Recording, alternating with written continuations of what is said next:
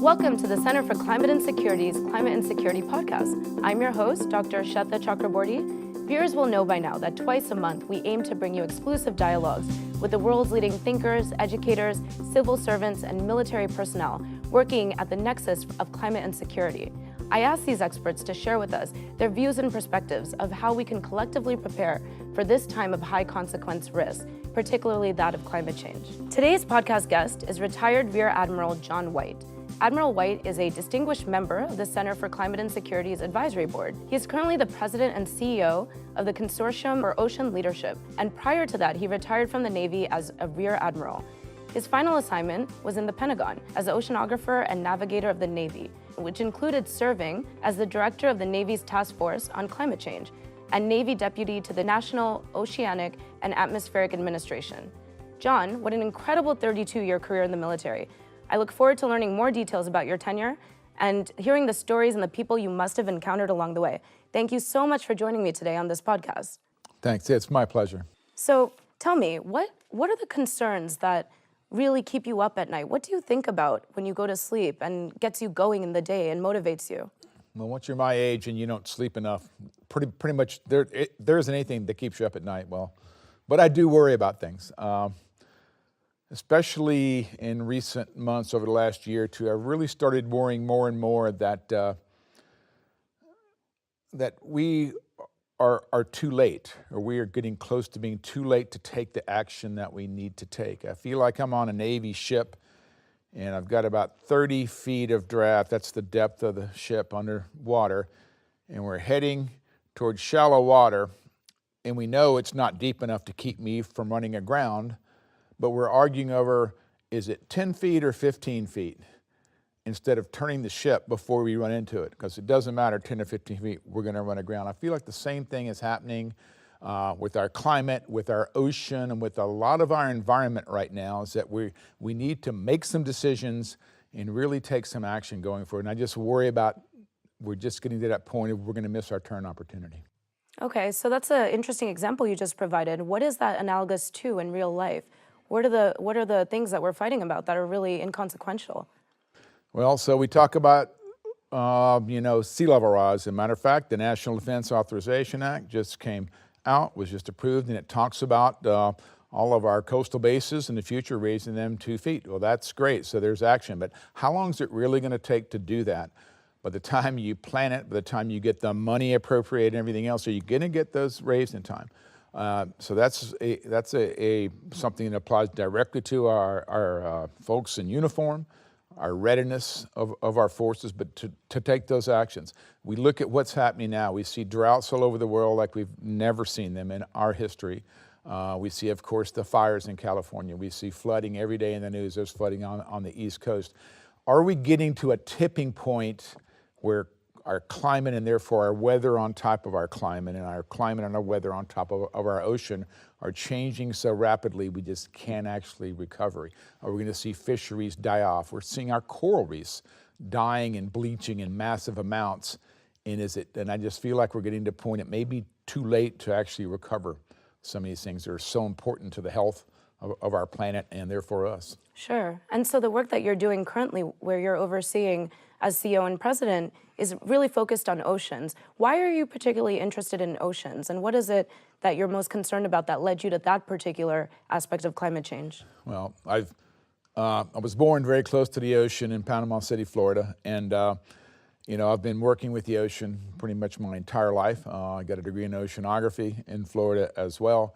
So I've always had a love for the ocean. I can talk a lot more about that, but over time, so when I was in the Navy, of course, I appreciated, being able to operate, on, under, and above the ocean. That's what we do in the Navy, and understanding the ocean and applying knowledge to making decisions, whether it's what time of day that seals should go across the reefs, or it's whether or not I can launch planes off of an aircraft carrier because of the wind direction, or it's how fast is the Arctic melting? Do I need icebreakers from the Coast Guard or wherever?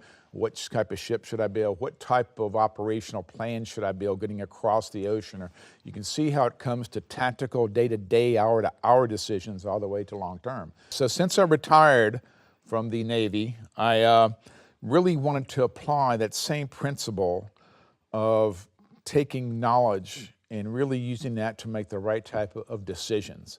Long-term decisions, short-term actual decisions, and it means that we have to understand what's going on with our environment. We have to, based on that understanding, to actually take action. But then even at a more foundational level, we need to explore and discover many things we don't know, especially about our ocean, but really about our planet. There's just so much we don't understand and don't know that we've got to invest time and resources to actually doing that. I mean, I love thinking about going into space and going to far off planets and stars, but you know, sometimes I feel like we're not paying the right amount of attention to our own planet and a lot of the impacts that we're having on it. So you are so uniquely positioned as somebody who grew up by the ocean, engaged with the ocean throughout your career, and now post-retirement in federal service, you are still actively very much engaged. If there was anybody to ask about what they've witnessed and seen in the span of a lifetime, you would be the person to ask. What can you tell us about what you've seen change and how that's impacted you? Boy, we don't have all day, but one of the key things that I think about, and I actually show pictures a lot of times. So I was certified to scuba dive in 1977 as a freshman in college at Florida Institute of Technology. And I did so on some of the reefs in Key West and off the coast of Florida. So a lot of times I take a look at what I looked like back then when I was 17, 18 years old. And then I take a look at what the reefs looked like back then when I was 17 or 18 and advance it, to now. And so here we are 40 years later, and I don't look nearly as good as I did back then, my own opinion. Maybe I've been told that by my wife too, but the coral reefs look a lot worse. And so I've seen the ocean. I mean, these are reefs that have been around, hundreds of thousands, if not millions of years. I see the same thing with beaches. Beaches in Panama City where you used to be able to walk down the beach and just, you'd find sand dollars and shells and everything was natural. And now you look at the beaches, we've come in and changed, we've gotten rid of a lot of dunes, the amount of trash and plastic that are washing up on the beaches. We see these harmful algal blooms. And then of course, I take a look at our climate and see the extremes that are happening around the world, again, droughts and floods and these type of things. And I'm just seeing a lot more, first of all, a lot more real indications, and we've all heard about a lot of the ocean plastics, certainly in the news recently, but a lot more impacts of human life on just the environment in general. Sure. And so you mentioned very clearly that there's enough to explore here in the vast oceans. Yeah. We need to really understand. I mean, we can explore space, but what about the vastness of the seas here, right? And so what can we learn from the ocean? What do you think research has already shown us and then suggest for future research? What are we going to learn going forward about our planet from studying the ocean more? Well, the thing I like to explain to some, that the ocean really is the driving force behind the changes in our climate. Whether it's sort of that, side-to-side motion, if you will, of extremes here, day-to-day changes, but it's almost like there's a coconut rolling down a slide in a playground where the ocean is controlling the overall sort of the course and steepness of that. You're rolling a coconut down the slide. It's bouncing from side to side like weather, day-to-day, season to season. But when the ocean changes, it's all of a sudden you started moving the slide. And so the overall changes are happening now in type of a different sort of environment. And so it's that climate and ocean change. We don't understand still how the heat is distributed from the surface of the ocean down to the actual deepest parts. As our deep ocean warms over time due to the actual warming of the surface, as we have measured, what happens? That water expands and contracts.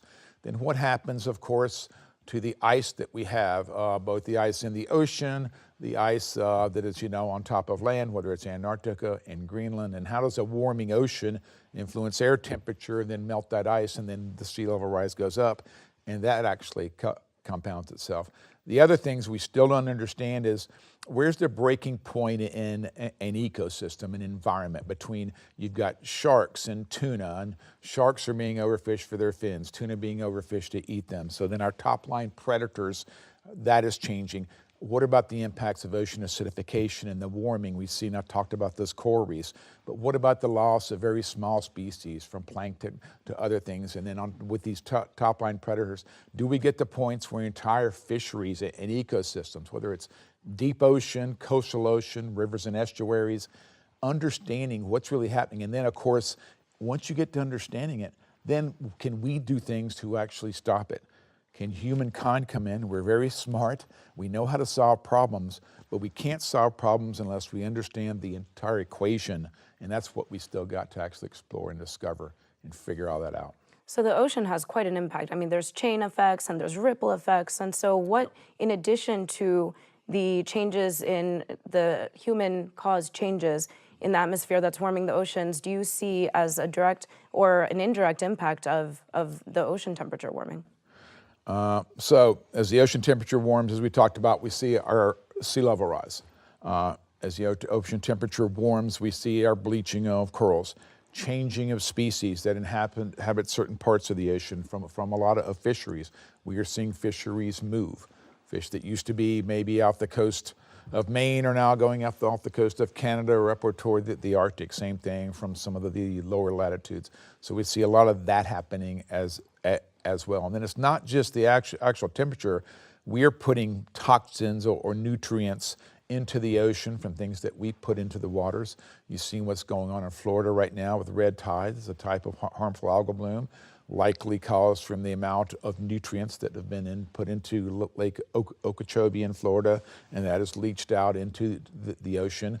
And it creates the type of compounds that these algae love to eat. And then the next thing you know, you have an explosion. So warm water also helps to do that. It changes what species actually survive and prosper as far as those that don't, and get back to the actual coral organisms. Same thing in the Arctic, of course. As we see the Arctic sort of, it's a basin that is different from anywhere else on our planet. More and more ocean is being open for longer periods of time. Therefore, more sunlight goes in, it warms faster. Therefore, the Arctic is actually warming about at least twice as fast than anywhere else on our planet right now. As the more and more heat goes in there, the more open ocean there is, that actually changes our weather patterns. There's been a lot of writing about that, as it changes the actual flow of our jet stream likely, and then you get the kind of things we're seeing with floods and droughts. So it's all very complex and sort of interrelated, but it's that complex system that's really hard to understand. Yes, and thank you for explaining that. The man-made changes to our planet and the pollution and all of those impacts on ocean. The reason I'm asking you about additional impacts is I want viewers to really understand how, even though it seems like an issue far away and not really relevant to your daily life potentially, it does. There's a chain effect, and it does come back to even the food that we eat. And so being able to really describe how that relationship with the ocean impacts every aspect of our daily decision making, I think is critical to really raising awareness. And what have you seen in terms of communicating these types of issues and challenges to the public? Are people embracing what you're saying? Are they resisting? Is the awareness there that you've described so well of these impacts? I'm encouraged as I see the awareness growing.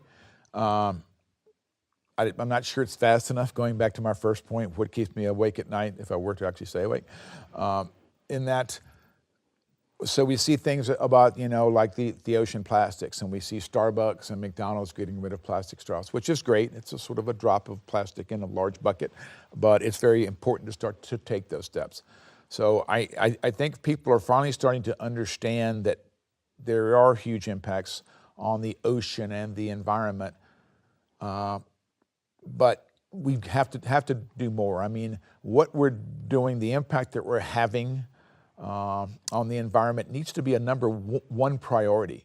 We should all be thinking about how do we clean up this mess, and that's what I think we still have work to do. I think we have to start at every level of education and every school system that, pretty much all over the planet. It's not just in this country, but it's with all of our nations, and make sure people understand it. And that involves a team effort from a lot of people, not just government, but it's a really get out there. So I would say we're probably at the little kids soccer level of communicating and raising the awareness of what's happening out there. And we need to really rapidly grow to a World Cup level of being able to everybody understand it and work together. I like that, kiddie table and World Cup level. Yeah. That's the spectrum.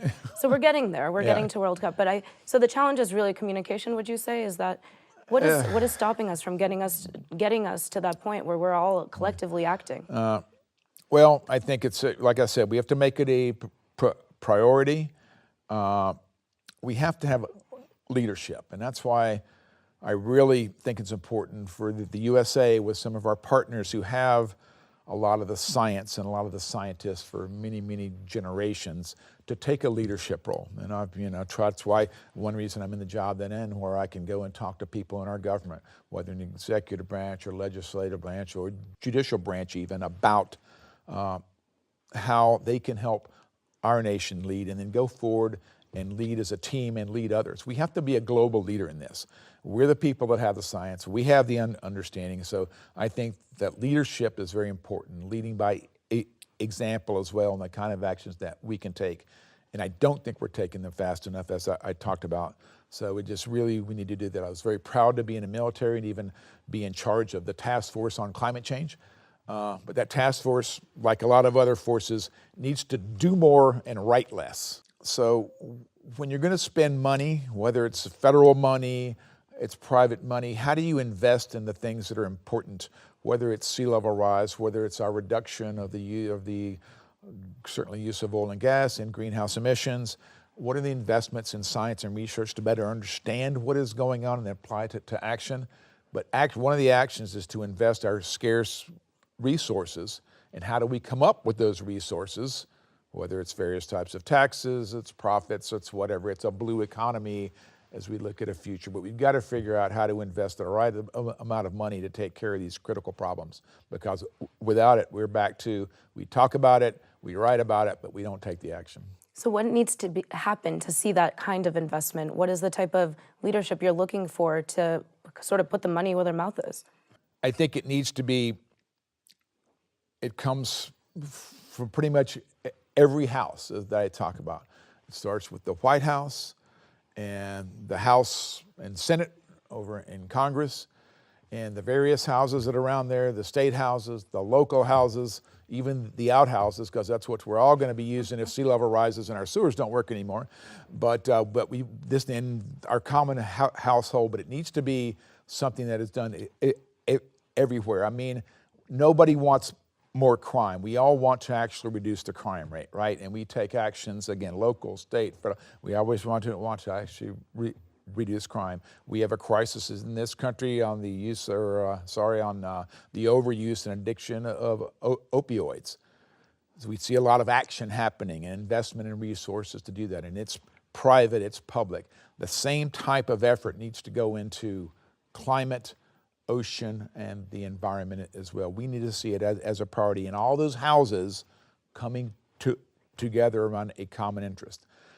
There are always going to be arguments about causes, about science, and how much, again, is it 10 feet or 15 feet? But there are facts out there that we can't ignore, and that's that change is happening, and we can take action. We can come together across party lines, across our jobs and careers and everything else, and really find a lot of common ground where we can act in unison. And it did. I don't have a real easy solution, but if enough people of different backgrounds, from different sides of the aisle, as it were, could actually get together and raise the awareness. I still remember the TV commercial with Newt Gingrich and Nancy Pelosi sitting on a bench talking about climate change, really. What a great example that was. And that was it was a one moment, sort of just a one little blip on the radar. But those type of conversations and more of that really needs to happen. I think we could start to make some huge advances. And what about the military? Given your tenure in the military, what role could the military play in that sort of leadership? So the great thing about well, there are many great things about our military. Of course, I wouldn't have stayed in for 32 years, so then I didn't want to have to get out and find a job like I did eventually. But one of the great thing is, and I think it's thanks to the men and women in uniform over a long time, and also the men and women who support our folks in uniform who work as civilians and for the armed forces. We've gained a level of trust.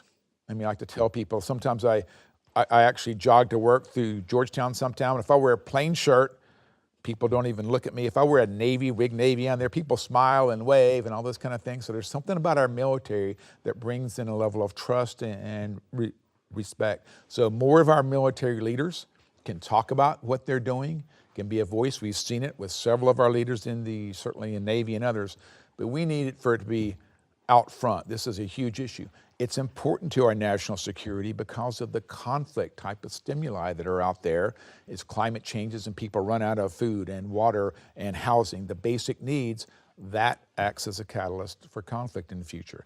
We talked about the expense of our bases and having to operate and do rescue operations and disaster relief. These are all things that keep our military and our folks in uniform from being ready for other jobs as well. So there's huge concerns about our national security, but then there's also just the fact that our military is trusted. We have a lot of scientific investment by our military to better understand our environment and everything that we have to actually deal with in the armed forces.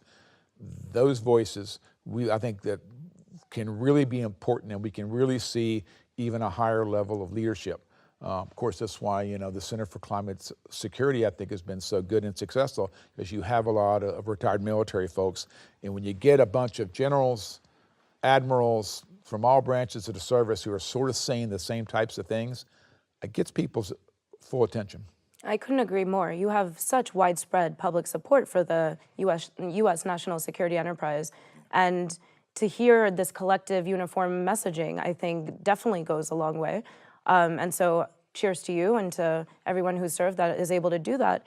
What did you see firsthand? What is it that the military really knows that the public wouldn't be privy to? And so what is it that can be shared that can really continue to mass that support and get that mass movement ground up to really support these initiatives going forward? Well, I think it's a very good question. One I would probably have to think a lot about to give the best answer, but I'll tell you one thing, that the military is very good at gathering intelligence, understanding what is happening in the world around us, and applying that information to taking steps early on to prevent conflict, to reduce conflict and threat of conflict. So you apply those same type of principles as we see changes in geography, changes in climate patterns and weather patterns, that our military has a lot of information. They can watch what's happening. Some of that information more and more, and I think more and more of it is being shared in terms of geospatial information, in terms of social analysis and all these type of things. Use that to really gauge what is happening and then model and predict. That's another thing. Our military does such a great job of wargaming and exercising and what-if scenarios and red team. So why don't we have a red team and say, okay, that's great. We're going to raise all the sea level by 2 feet. Or what if instead in 40 years it was 5 feet or 6 feet, which some of the models would show you. Let's red team that. What would the bases look like at that point? Do I have sort of a worst case plan? Well, if so, where would I invest my resources again to make sure that the worst cases were actually avoided? If I take a look, okay, what if the droughts continue, or droughts are really bad in this area? What's going to happen to these nations, or this nation that is already impoverished, has a lot of food security issues? If I compound that and I can't get food there, if I run out of fish because we know overfishing is happening over in these waters, I can model that and game it. So I think our military has a huge machine that understands that very complex of how people act, how people are acting, and then what's the impact of an environmental change. Model that and predict it and game it and come up with some things you got to do, or some most likely things that are going to happen. Therefore, how do I go in and mitigate threats? Also, that really helps to actually go in and amplify messages of we need to stop putting bad things into our environment, from greenhouse gases to trash in the ocean, as I've talked about. Carrying a strong message, look what we showed you. These things are likely going to happen. They will be worse if we sit back and watch and argue about 10 feet versus 15 feet under the keel, or we take a look in doing some right things up front. That's great. Yes, and I think the military really is uniquely positioned to be able to get that across. And what would you say could really be showcased in addition to this training and preparedness, simulation, if you will, wargaming. What other advances, science, technology advances, would you see as opportunities by the military and beyond, additional stakeholders, that we can look forward to, that we can say, okay, here's some ways to address this? So I think some of the big ways, and by the way, so we've talked a lot of gloom and doom. As I mentioned early on, human ingenuity has to play a big role. We can solve a lot of these problems. We can go in and we can actually develop solutions. Our military is, for many decades, for centuries now, has been based on advantages in technology, science, leading to the way that we operate our military. And so we need to think about the future as well. So as we come up with technologies that apply to our military operations, many of those we do in partnership with our folks in industry can be applied to finding solutions, better forms of energy, looking at compounds that we can make things out of. You know, when I first went to sea on ships, you know, pretty much everything went over the side, from plastics to everything else. Recycle wasn't that word did not exist outside of 50 miles within side of land, for basically 50 miles off the coast. Now, you know, the folks in our military take a lot of plastics and other trash, they compress them down to actually little pucks that go in and are recycle. Those type of technologies were actually developed for our military, could be applied across the board. So what are the things that we can do in terms of our technology that our military can help lead and apply those? Also, their investments in education and research are very important along those lines as well. So I think our military can help lead the way in terms of finding solutions. I mean, there are people that are funded by military research right now that are looking at ways of turning water, even seawater, into fuels in the future. So imagine that. You don't need to pull in a gas pump. You just take a bunch of seawater in, pull it into the high-tech some type of a device that somebody's going to actually develop. Some smart kid, way smarter than I am, and the next thing you know, you're taking some hydrogen out of that and using that to actually operate an engine or something. Not that hydrogen fuel is the best in the world, but there are ways to do things that are much cleaner and much more efficient than we're doing now.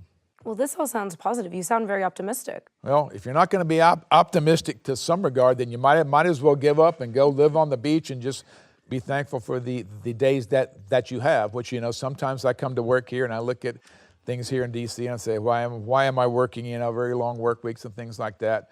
And it gets back to because I have a personal passion going back to the earliest days of growing up close to the ocean and really having a passion for trying to make a positive difference and understanding it. Maybe, just maybe, if we put that rudder over hard enough on that ship, that we can turn it and actually get toward a positive course and not run the actual ship aground. So.